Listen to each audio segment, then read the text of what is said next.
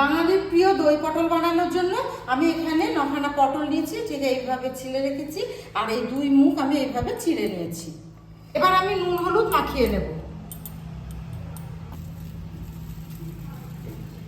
এবার আমি গুঁড়ো মশলার পেস্ট বানিয়ে নেব।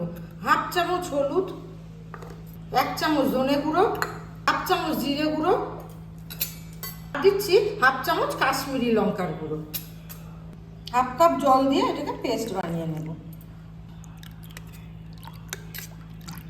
পেস্টটা রেডি হয়ে গেছে। এবার আমি সাদা তেলে পটলগুলোকে ভেজে নিচ্ছি। দেখুন বন্ধুরা, পটলগুলো ঠিক এইভাবে চারপাশ ভেজে নিতে হবে। এবার আমি তুলে নেব। বাকি পটলগুলো একইভাবে ভেজে নিচ্ছি। বন্ধুরা, সব পটলগুলো ভাজা হয়ে গেছে। পটল ভাজার তেলে আমি কাঁচা লঙ্কা আর আদা বাটাটা দিয়ে দিচ্ছি।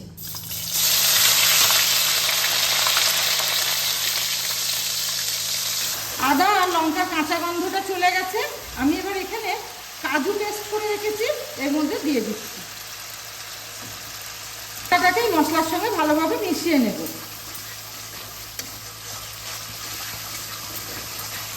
কাজুটাও ভালোভাবে মশলার সঙ্গে কষানো হয়ে গেছে। এবার আমি এখানে একটা শুকনো মশলার পেস্ট তৈরি করে রেখেছিলাম, এটা এর মধ্যে দিয়ে দিচ্ছি। এটাকেও ভালোভাবে কষিয়ে নিতে হবে এর মধ্যে। এবার দিয়ে দেবো স্বাদ মতো লবণ।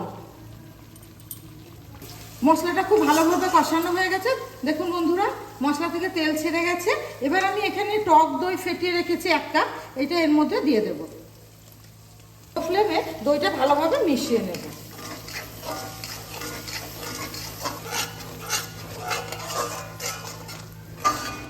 দইটা দেওয়ার সময় আমি লো ফ্লেমে রেখেছিলাম, যাতে দইটা কেটে না যায়। এবার এই গ্রেভিটা তৈরি হয়ে গেছে। আমি ভাজা পটলগুলো এর মধ্যে দিয়ে দেবো। পটলগুলো এই গ্রেভির মধ্যে দিয়ে দিচ্ছি। পটলের সঙ্গে ভালোভাবে মিশিয়ে নিচ্ছি। এবার আমি ঢাকনা চাপা দিয়ে 5 মিনিট কুক করে নেব। 5 মিনিট হয়ে গেছে। দইয়ের টক ভাবটা ব্যালেন্স করার জন্য আমি এখানে 1 চামচ চিনি দিয়ে দিচ্ছি। ভালোভাবে মিশিয়ে নিয়ে আমি আরো 2-3 মিনিট লো ফ্লেমে কুক করে নেব। দই পটল একদম রেডি। ভিডিওটি ভালো লাগলে আপনারা কমেন্ট, লাইক ও শেয়ার করবেন, আর আমাদের পাশে থাকবেন, সাবস্ক্রাইব করে আমাদের পাশে থাকবেন।